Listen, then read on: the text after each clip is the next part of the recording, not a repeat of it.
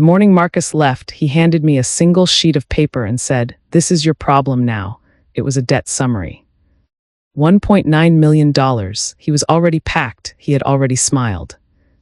And what he did not know, what he could not have imagined in 1,000 years, was that I had been waiting for exactly this moment for 3 years. And I had a folder in my desk drawer that was going to change everything. The kitchen still smelled like coffee when he walked in that Tuesday morning. And I remember thinking how strange it was that the ordinary things never know what they are witnessing. The coffee pot gurgled. The January light came flat and gray through the window over the sink. Outside, a car had parked at the curb with its engine still running. And I could see the exhaust rising in the cold air like a thin thread someone had let go of. I had been up since 5. I had not slept past 5 in nearly 2 years by then. Old habit, survival habit, though I had not yet given it that name out loud. Marcus came in dressed for travel, the navy wool coat. The leather carry-on I had given him for our 25th anniversary. The expression on his face that I had learned, too late and yet exactly on time. To read like a weather report. He was not nervous, that was the first thing I noticed. A man who is leaving his wife of 31 years. You might expect some flicker of something, guilt or grief. Or even the residue of love going cold. There was none of that, his jaw was set, his eyes were clear, he was efficient. That told me everything I needed to confirm. He set a manila folder on the kitchen table between us. He did not sit down. He kept his coat on, which meant he intended to be brief, which meant he had rehearsed this. I looked at the folder, I did not reach for it. I kept both hands wrapped around my coffee mug, because the mug was warm, and I wanted something warm in my hands for what was coming. "You need to look at that," he said. I looked at him instead. "Patricia," he said my name the way you say the name of someone who is making things unnecessarily complicated. "I need you to understand the situation." So I opened the folder. There were 11 pages inside, and on the first page near the top I saw the figure. $1,912,400. Below it were columns, loan numbers, creditor names, interest rates, amounts outstanding. I recognized some of the accounts. A business line of credit I had co-signed in 2019 because he told me it was a formality. A second mortgage on our home that I had not known about until I found the document in his filing cabinet 14 months before that morning. 2 commercial leases. A personal guarantee on a construction contract that had gone sideways in the fall of 2019 and never recovered. I turned each page slowly. I did not let my hands shake. I had practiced this too, practiced receiving information without broadcasting my reaction. It is a skill you develop when you have spent years in a house where showing fear was the same as handing someone a weapon. When I reached the last page, I set the folder down and looked up. "I'm filing," he said.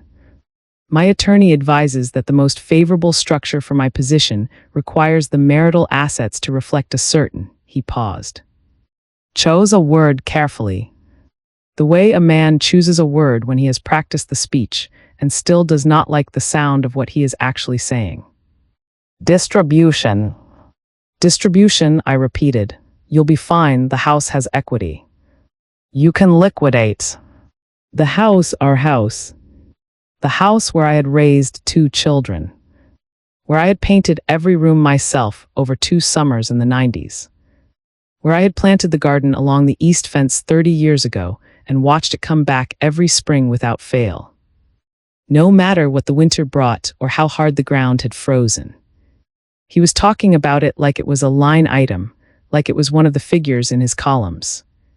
"I have a car waiting," he said. "My lawyer will be in touch this week." He picked up the carry-on. He walked toward the door. And in the moment before he reached it, he turned back and said, almost as an afterthought, almost gently, as though he were doing me a small courtesy, "I know this is hard to understand right now, but you'll see it was always going to end up here." The door closed. The car outside pulled away from the curb. The coffee pot finished its cycle and clicked off. And I sat in the kitchen with my hands around a cooling mug. looking at $1.9 million in debt spread across 11 pages, and I felt, underneath everything, something that was not despair. It was the particular calm of a person who has already done the work. The storm he thought he was delivering had been in the forecast for a long time. I had built the shelter years ago. He just didn't know that yet, because he had stopped looking at me closely enough to notice that I had been building anything at all. Because what Marcus did not know, what he could not know. Because he had stopped seeing me as anything other than part of the furniture of his life long before he packed that bag, was that the folder in my desk drawer was thicker than his 11 pages. And it had been growing, page by page and month by month, for 3 full years. I grew up in Spokane, the oldest of 4 children. In a house where money was never discussed openly, and hard work was not praised so much as simply expected. My mother worked at a dry cleaner's, pressing other people's good clothes with a care she brought to everything she touched. My father drove long-haul trucks and came home with tired hands and very little conversation. They were not unhappy people, they were private people. They never fought about money in front of us, which I mistook for stability for a long time. Before I understood that the silence around certain subjects is not always peace, sometimes it is just a door kept firmly closed and a family too tired to ask what is behind it. I married Marcus Ellery in June of 1991. I was 29 years old. He was 33. We had met through a mutual friend at a dinner party in Bellevue. And he was charming in the particular way that certain men are charming, attentive, curious. The kind of man who remembers what you ordered at a restaurant 3 weeks later. Who asks follow-up questions about things you mentioned once in passing. Who makes you feel when he looks at you that you are the most interesting person in the room. I was a project manager for a mid-sized commercial contractor at the time. I was good at my work. I was precise and organized, and I had a reputation among my colleagues for being the person who could look at a complicated situation, a delayed timeline, a budget in trouble, a subcontractor going sideways, and find the path through it. I thought I understood people well enough. I thought I was someone who would recognize a problem before it became a disaster. We bought our first house in Redmond in 1993 with a down payment I had saved over 6 years, 12% down. Fixed rate, every payment made on time without exception. Marcus was in commercial real estate by then, building a client list and a reputation. The early years were genuinely good. I want to say that plainly because I am not a person who rewrites her own history to make the ending easier to bear. There was real happiness in those first years. There was partnership or something close enough to it that I did not feel the difference. We had our daughter Claire in 1994, our son Daniel in 1997. I reduced my hours after Daniel was born, eventually stepping back from full-time work to manage the household and support Marcus's business as it expanded. This is not a decision I regret, and I will not frame it as one. I chose it freely. I was present for my children in ways that mattered deeply and that I would not trade. I tell this part of the story not to invite pity for what I gave up, but so you understand what I contributed, not in sentiment, but in practice, in the specific and measurable ways that one person's labor makes another person's ambitions possible. For 11 years, I kept the books for Marcus's company without a salary. I handled vendor relationships and coordinated office moves and managed insurance renewals. I sat across from clients at dinner and learned their preferences and built the kind of trust that brings repeat contracts and referrals. I drafted proposals. I organized the employee files. When the business expanded into property development in 2007, I coordinated the legal reviews because Marcus did not like reading contracts. He found them tedious, and I understood them. I had always understood them. That was the thing that would eventually save me. We moved to the house on Mercer Island in 2009. I supervised the renovation. I chose the materials. I planted the garden.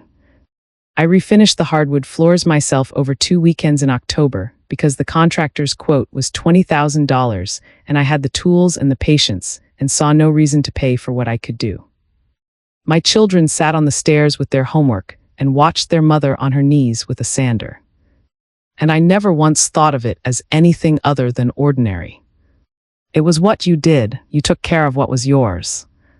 The first real crack, not the small daily frictions of any long marriage, but the kind that does not close again, came in the spring of 2018. Marcus had been spending more time in Seattle than usual. He said it was a new development project, late meetings, a difficult client. The hours were long, the phone calls came at odd times. And there was a quality to his distraction that was different from the distraction of a man managing a busy deal. I noted these things the way I noted everything. Carefully, without rushing to a conclusion, waiting for more information before forming an opinion. That was my habit, my training. It had served me well in business. It was slower to serve me at home. Then I found the first amended credit document in the filing cabinet. It was a refinancing agreement. It bore my signature, a signature I did not remember giving. The amount was $340,000. I stood in the hallway holding that document for a very long time. I told myself there was an explanation. That I had signed it and forgotten. That there had been a stack of papers at a closing I could no longer recall. That I was misremembering. I put it back in the folder, I closed the cabinet, I went back to the kitchen and made dinner. But I made a copy first. I folded it small and placed it in the inside pocket of my winter coat. That was the first thing I saved. I did not know yet that I was saving anything.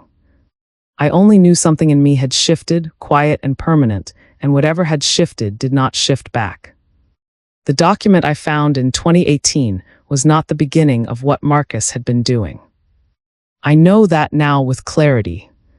It was simply the first evidence I stumbled upon before I had learned to look deliberately. The first visible edge of something that had been constructed below the waterline for years. What happened after that discovery, the 3 years between that hallway moment and the morning he handed me his folder, was a slow and sometimes nauseating education in the precise architecture of how a person systematically dismantles the foundation that another person built. He was careful, I say that without admiration or contempt, as a factual observation about the work involved. He had been constructing this over a long period. And he had done it in the margins of ordinary life. In the spaces where I was managing the household and raising children, and believing that the trust I had extended over decades was being held with equal care. The construction was patient and layered. A co-signature arranged when I was distracted or tired, or simply believed his explanation. A document tucked inside a stack of routine paperwork I was handing back after a glance. A business structure quietly amended so that assets I believed were jointly held had been moved. In careful increments, into entities where my name did not appear and to which I had no independent access. I did not understand all of this in 2018. I understood it gradually. The way your eyes adjust to a room going dark, not all at once, but piece by piece. Until you can finally see the full shape of what surrounds you and wonder how you did not see it sooner. In the fall of 2018, I began keeping a notebook. Nothing elaborate at first, just dates, amounts, document reference numbers. Things I had noticed that did not match what I had been told. When I found something that contradicted his explanations, I wrote it down. I kept the notebook in a small fireproof box in the back of the guest room closet, behind winter blankets folded into a stack. I told no one about the notebook. Not Claire, not my sister, not the friend I had known for 20 years and trusted with almost everything else. Silence was the only security I had at that stage of things. And I guarded it the way I had once guarded Marcus's business interests, completely. Without complaint, without asking for recognition. Marcus, during this period, was not unkind to me. That is the part of this story that is hardest to explain to people who imagine betrayal as something loud and obvious. something you could recognize from across a room. He was attentive in the way he had always been. He asked about my day. He brought home flowers occasionally. He sat across from me at dinner and talked about the news and the children and the neighbor's new fence as though everything were ordinary. As though he were simply a husband in a long marriage and not a man managing two different versions of his financial life simultaneously. The warmth was real in some register. I believe it was real. Or that it had been once, and that made it harder, not easier. To act on what I was finding. Warmth keeps you second-guessing yourself. It makes you reluctant to ask the question that might end something you still, in certain moments, believe in. But the notebooks kept growing. By 2020, I had filled 3 of them, and I had done something else. In January of that year, I made an appointment alone on a Tuesday morning while Marcus was in Tacoma with a financial forensics attorney in Kirkland named Catherine. I had found her name through a woman I knew only slightly. A friend of a friend who had navigated a complicated divorce 6 years earlier and recommended her with 3 words. She is thorough. I drove to Kirkland alone. I sat in her office, which had the quiet, organized density of a room where serious work gets done. And I laid out what I had found. She was a small woman with silver-streaked hair and reading glasses on a chain. And she looked at my notebooks and my copies, and she was quiet for a long moment. Then she said carefully, "You've done good work," and then she told me what to do next. By the time Marcus placed his folder on the kitchen table in January of 2021, I had been working with Catherine for a full year. I had documented the signature irregularities across 3 separate instruments. I had traced business entity amendments through county and state filing records. I had constructed a parallel financial accounting, the actual picture of what existed against the picture Marcus had been presenting to me and to our joint creditors. And I had taken one additional step on Catherine's careful advice that Marcus did not know about and would not know about until it was too late to reverse it. The thing about being treated like furniture for long enough is that people stop noticing when it listens. They talk freely near it. They move around it without thought, without guarding their words, without remembering that a presence in every room knows everything that happens in every room. He had dismissed me so thoroughly for so many years that he had genuinely forgotten I was capable of watching. That was the error that undid everything he had built. And I had been watching, in the patient and unglamorous way of someone who understands that 3 years of careful looking is worth more than 1 moment of loud confrontation. For a very long time, the moment I understood beyond any remaining doubt that this had never been about partnership, that I had been, for a long time, a resource and not a person in his accounting, was a Sunday afternoon in October of 2020. I had come home from a walk to find Marcus on a phone call in his office. The door was not fully closed. I heard him say clearly in the easy voice of a man speaking to an ally, "She won't be a problem, she doesn't understand any of it." A pause. Then laughter, his relaxed and certain. I stood in the hallway with my coat still on, and I listened to him laugh about me. And then I walked to the kitchen and made tea and called Catherine's cell number and said, quietly, "I think we need to move faster." Thanksgiving of 2020 was the last one we spent as an assembled family. And I did not know that going in. I had cooked for 2 days. The turkey was heritage breed, ordered from a farm in Enumclaw. The table was set with the embroidered linens my mother had given me when she downsized in 2012.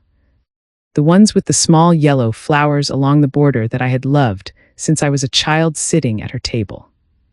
The house smelled of rosemary and wood smoke. I had spent 30 years making this house smell like safety.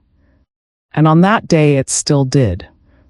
Even though I was the only one in it who understood that the safety was almost over. Marcus's sister Ellen and her husband had driven up from Portland. Claire and her husband were there. Daniel had come from Seattle. 8 people around a table I had set with care, in a house I had kept with care.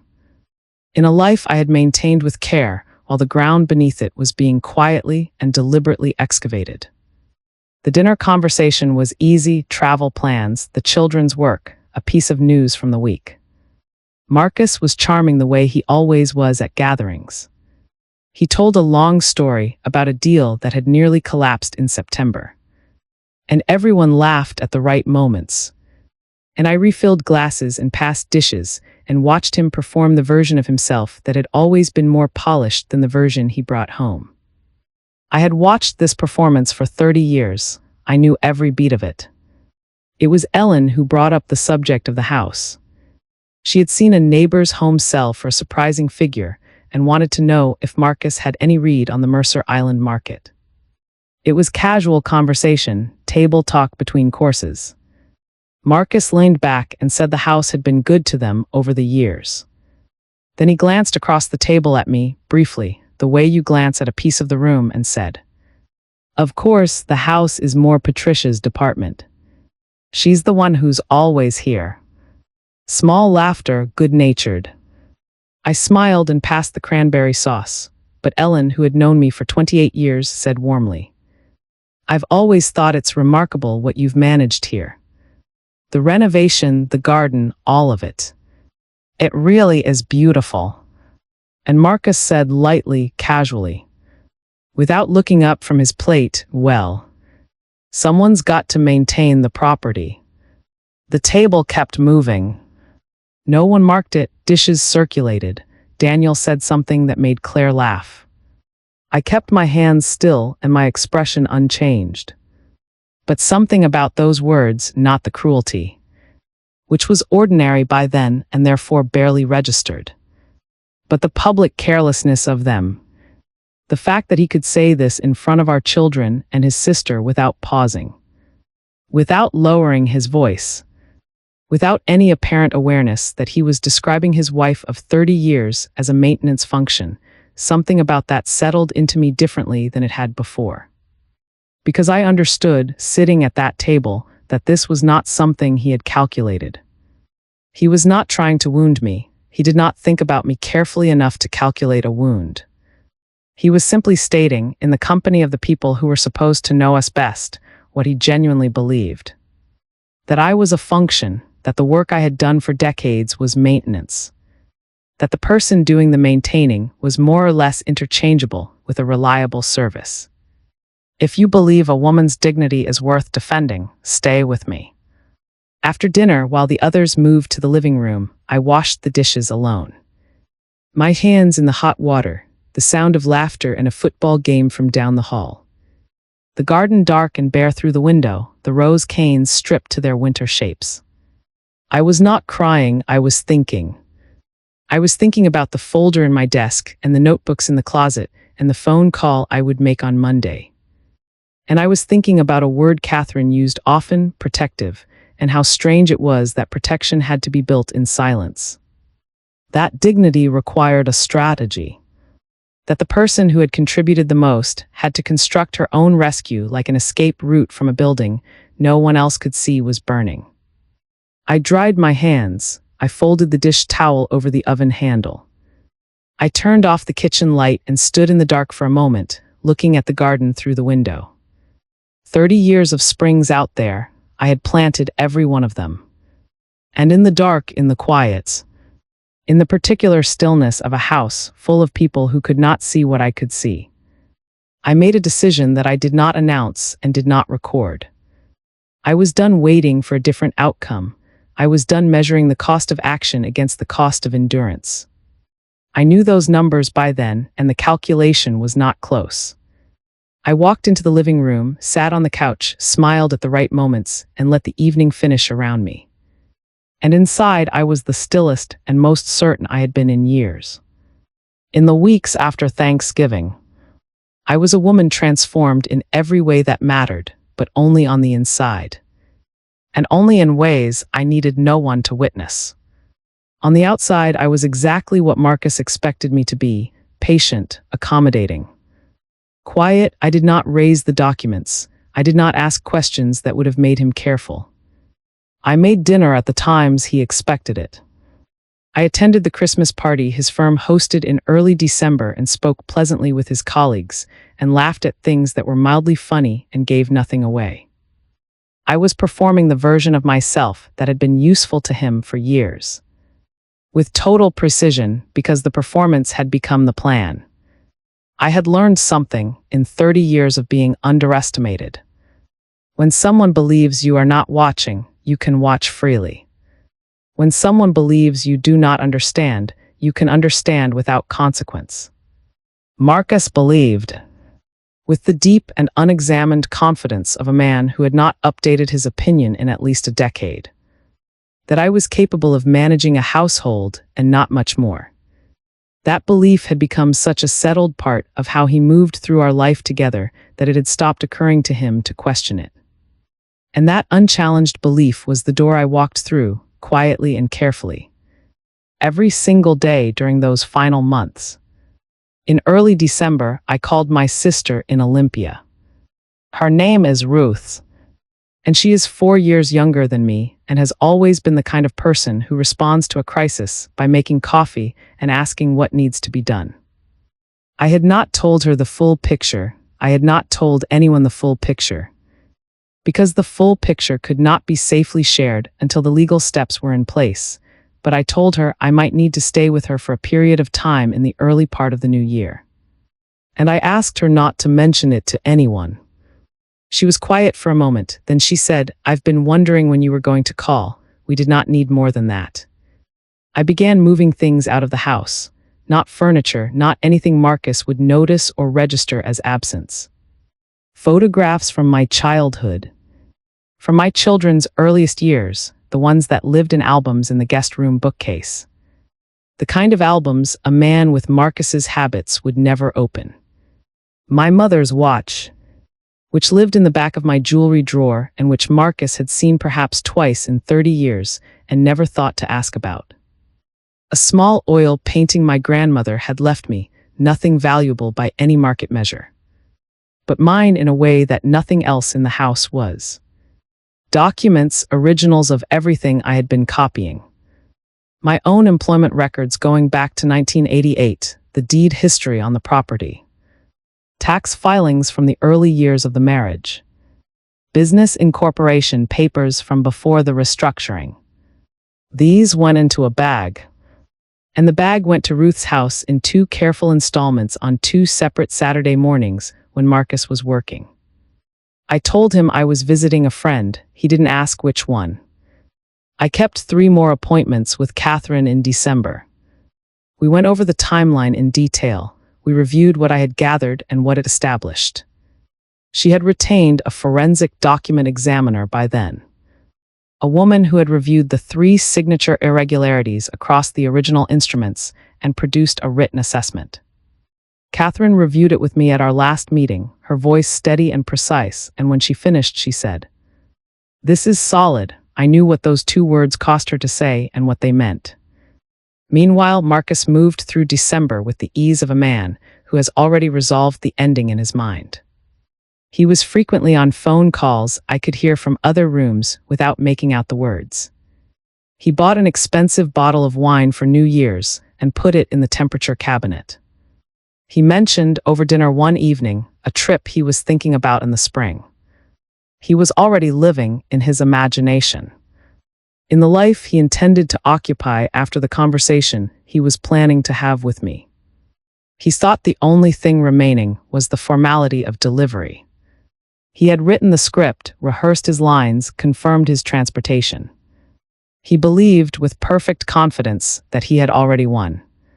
He was already celebrating quietly to himself. He simply had no idea that I was already 3 steps past where he thought the road ended. On the night of January 4th, Marcus went to bed before 9:30.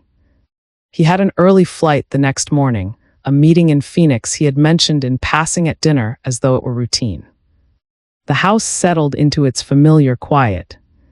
I waited until I was certain he was sleeping, which I knew by the particular stillness that descended on the upstairs when he was fully under, a quality of silence I had spent 30 years learning to read.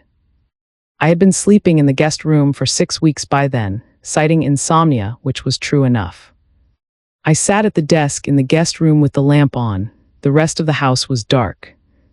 I opened the bottom drawer and took out my folder, not his 11 pages, but mine.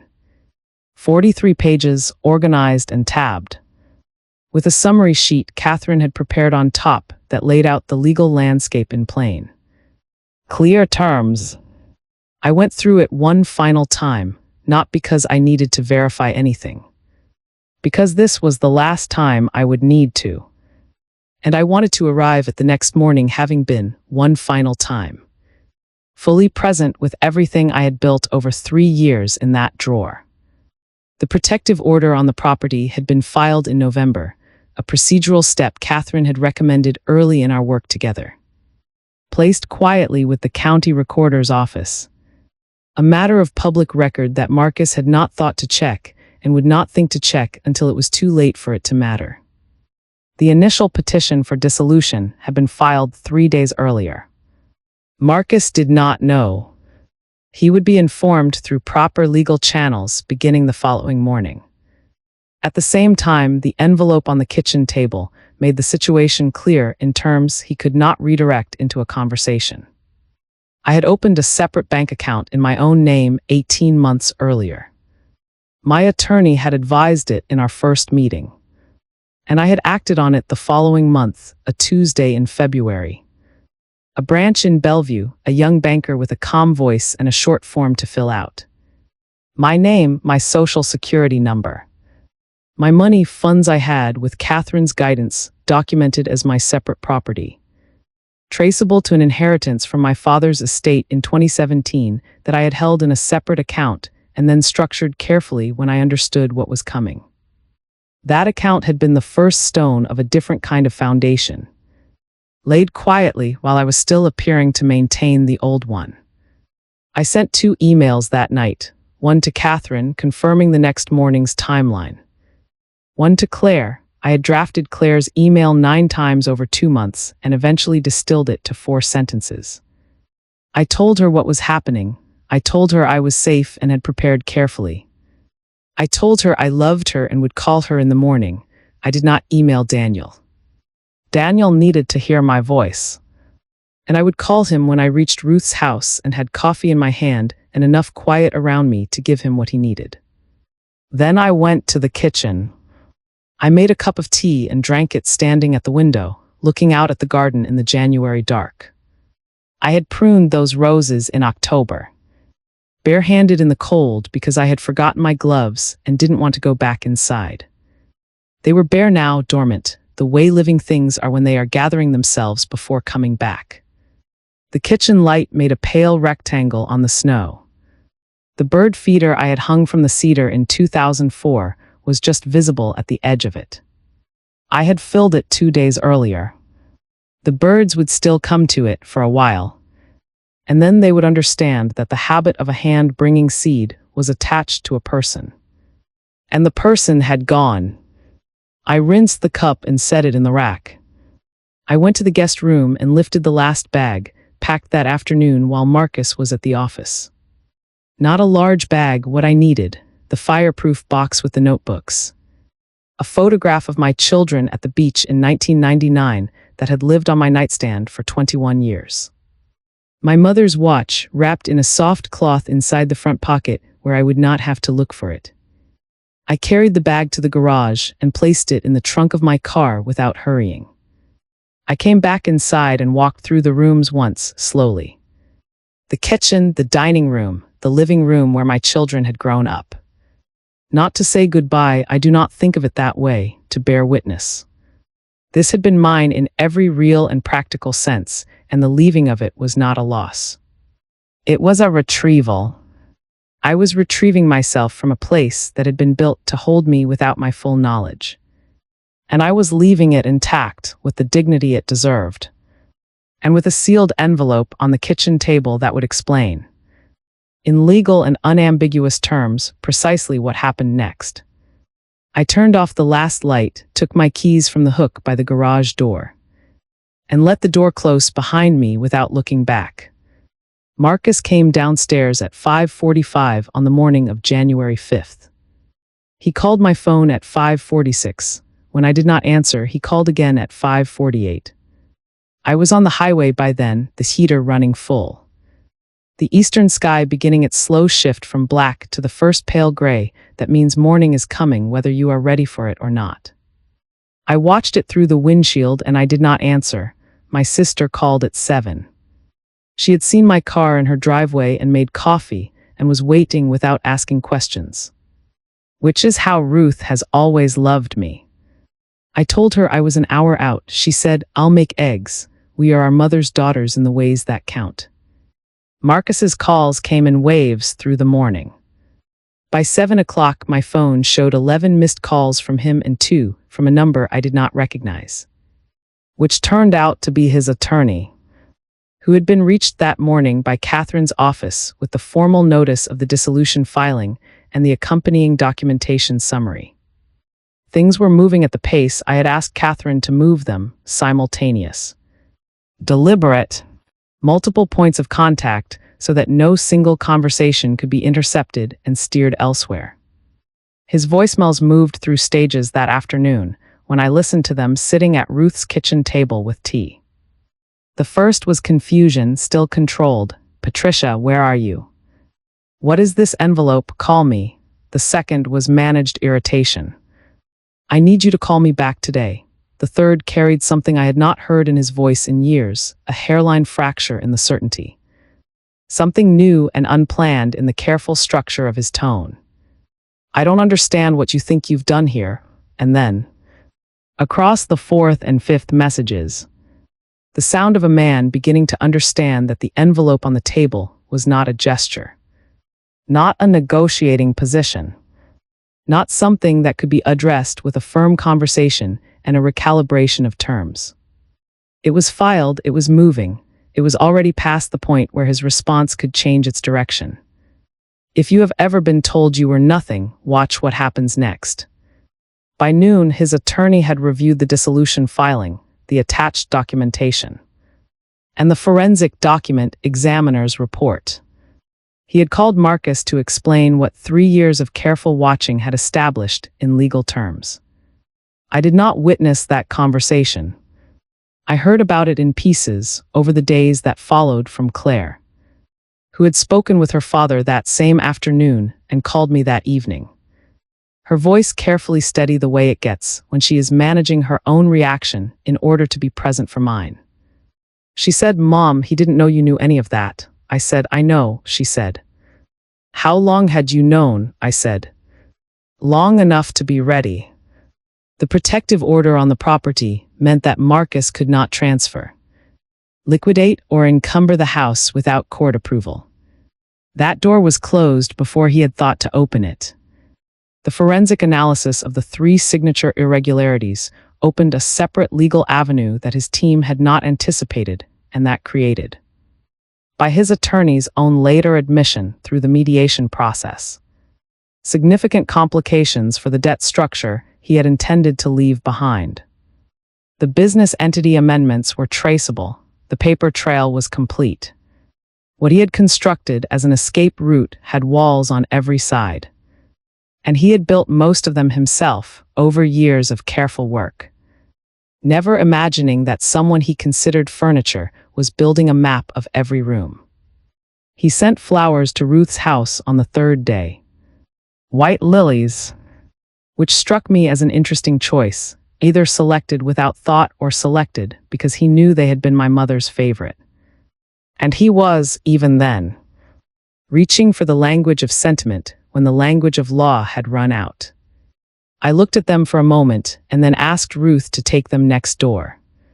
Her neighbor had a medical appointment coming up and would appreciate something bright in the house. Justice, when it arrives, does not always announce itself. Sometimes it arrives the way I had always worked, quietly, methodically, piece by careful piece, until the thing is finished and it simply stands. The dissolution took 14 months from the filing to the final order. I will not recount every motion and countermotion, because the law is precise and mostly unglamorous, and the story is not in the paperwork. What the paperwork established over those 14 months was this. The debts Marcus had presented to me on 11 pages, as my problem now were not. In the legal accounting that followed, what he had claimed them to be. The personal guarantees bearing my name were examined against the forensic evidence. 3 were found to require a great deal of legal explanation from his side. And 2 were ultimately restructured under court supervision in a manner that protected me from liability I had never knowingly assumed. The second mortgage, the one I had discovered in the hallway in 2018. The document that had started everything became the central contested point for nearly 4 months before it was resolved in a way that preserved my ownership interest in the property. I did not get everything. I want to be plain about that because I am not interested in telling a story that tidies up more than the truth allows. 14 months of legal process is expensive and exhausting, and at the end of it, the world does not restore itself to what it was before. Some things were lost, some years were lost. Marcus kept certain assets that I believed were jointly built and that the court determined were his to keep. But I kept the house, which had been the essential point from the beginning. Not because I needed a symbolic victory, but because that house was mine in every real sense. Built and tended and filled by my hands for 3 decades. And the law eventually recognized what the work had always been worth. I kept my financial stability. I emerged without the $1.9 million in debt that had been delivered to my kitchen table on a January morning by a man who believed I did not understand the situation. The forensic work had accomplished that, and 3 years of quiet watching had made the forensic work possible. Marcus moved to Arizona by the spring. I heard, through the children, that the Phoenix project had also unraveled in the year that followed, a construction deal that had gone badly for reasons that were familiar in their broad shape to anyone who had watched how he operated. I did not feel satisfaction at this in any clean sense. I felt something more honest. Relief that my name and my finances had separated from his operations before the unraveling. And a kind of bleak acknowledgement that patterns rarely change without something large enough to require them to. Claire came to stay for a week in the March after the dissolution was final. She slept in the guest room. In the mornings, we had coffee at the kitchen table and talked the way we had not talked in years, not around anything. Not carefully, not managing each other's comfort. Just plainly, she told me she had known something was wrong for a long time and had not known how to ask. I told her it was not hers to have asked, it was not her weight. She cried a little and I held her hand across the table, and we stayed that way for a moment without needing to explain it. Daniel called more regularly. He and his partner Joel had moved to Denver, and Joel sent me a card during the dissolution that said only, "We are thinking of you," which is the right thing to say to someone who needs to know they are held without needing it elaborated. Daniel asked me on a phone call that spring if I was angry. I told him I had been for a short time, and that I had set the anger down because it was too heavy to carry alongside everything else. Catherine sent me a handwritten note when the final order came through. It said, "You did the work, this was yours." I kept the note. It lives in the fireproof box with the notebooks. The garden came back in April the way it always does, the roses first. Coming back bare and then flowering without warning. The lavender along the back fence that had been there since 2004 and knew what it was doing regardless of anything happening inside the house. I stood there on a Saturday morning in late April with my coffee. In the light that came over the east fence at that early hour, soft and slanted. The way April light comes in the Pacific Northwest, as though it is still deciding how much warmth it can afford. And I listened to a bird I could not see. Somewhere in the cedar at the property line. And I understood, in a way that required no further words and no further witnesses, that this was a morning that belonged entirely to me. I have thought a great deal in the years since. About when exactly I lost myself in that marriage, and whether lost is even the right word. It implies carelessness, as though I set myself down somewhere and simply forgot to pick myself back up. But that is not what happened, and I would not be honest with you if I let the story suggest it was. What happened was more gradual and more deliberate, and it happened with my cooperation. That is the part that took the longest to make peace with. That is the part I want to talk about now, because I think it is the part that is most useful. I cooperated because I loved him for a long time, genuinely and without calculation. I cooperated because I believed that a household run well, a family cared for, a business quietly supported from behind was a form of partnership, and for a time, perhaps it truly was. I cooperated because I had been raised to believe that a woman's contribution to a shared life was most meaningful when it asked for the least acknowledgement. That the work you do with your hands in silence without recording or presenting it has a particular value. I still believe there is something true in that. There is genuine dignity in quiet sustaining. But there is a difference, a large and consequential difference, between choosing invisibility and having it chosen for you. Between making yourself small as an act of love and being made small as a matter of convenience. I did not name that difference for 30 years. I did not even understand, for most of that time, that there were two different things to distinguish between. What I know now is that watching is not the same as waiting. For a long time I sat with what I saw and did nothing with it. Because the action that was required seemed larger than I was capable of. Larger than the woman I had been told I was capable of being.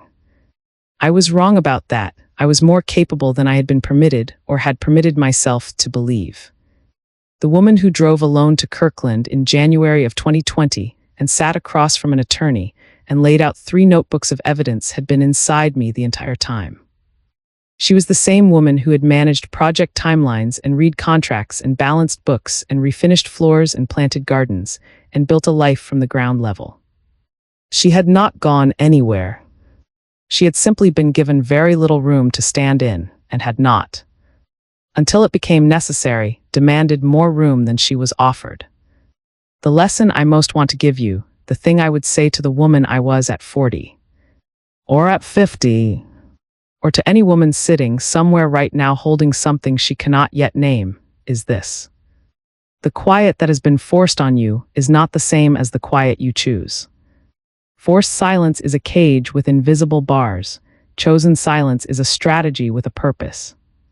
You are allowed to know the difference. You are allowed to use the difference. And you do not have to announce that you know it to anyone who would use that knowledge against you before you are ready to act. Dignity has a price. Mine was paid in 3 years of watchfulness. In early mornings at a desk with a lamp on and the house dark around me. In the discipline of not reacting when reaction was what every instinct called for. In the loneliness of carrying something heavy without help because sharing the weight would have put it in danger. I paid that price willingly, and I want to be honest about what it bought. It did not buy back the years I spent being invisible.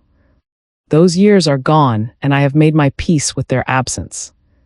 What it bought was the future, not freedom in the abstract or sentimental sense, but freedom in the specific, physical dailiness of it. Mornings in a garden that is mine, a daughter's voice across a kitchen table saying things she held back for years. A son's phone calls that begin with "How are you?" and mean it. There is something I want to say about love. Because this story is about betrayal, but it is, underneath that, a story about love, what it is, and what it can coexist with in a person's heart without that coexistence meaning what we think it means. I loved Marcus for a long time, and the loving was real. And I think the bitterest understanding I came to, harder than the documents, harder than the debts, harder than the morning I watched his car leave the curb, was this. That a person can receive genuine love, can be surrounded by it for decades, and simultaneously hold the source of that love in contempt. That Marcus could watch me give everything and conclude from the giving that I had nothing left worth considering. That the very faithfulness I brought to our life together was what made me, in his private accounting, safe to discard. I do not tell you this to make you distrust love or to warn you away from giving yourself fully to the people and the life you choose. I tell you this so that you will remember, your love is not a weakness. The willingness to give, to stay, to build. To sustain without applause, these are not signs of someone who can be used without consequence. They are signs of someone who understands in their deepest self what a life is worth building. What I did not do for too long was ensure that I was also one of the things being built. That the woman doing the work was included in the structure she was making possible.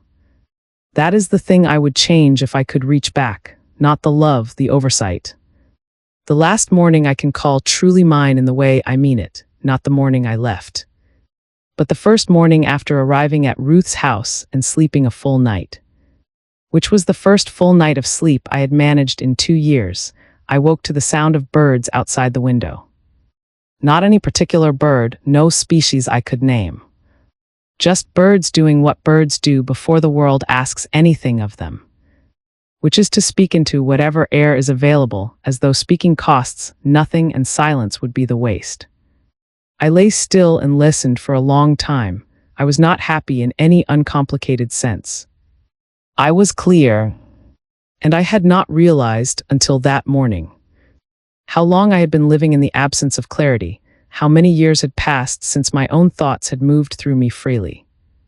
Unhurried, without the weight of management and concealment, and the constant low-grade labor of keeping the peace in a room where the peace was not mutual. The birds kept going, the light came up slowly through my sister's curtains. And I thought, this is the first morning, not a restored morning. Not a recovered morning, not the morning after something was lost. The first morning of something that is entirely, irrevocably, from this day forward, mine. And that was worth every quiet year it cost me to arrive here. This has been Grandma's last word. If this story stayed with you, subscribe, because every week, another woman's truth deserves to be heard.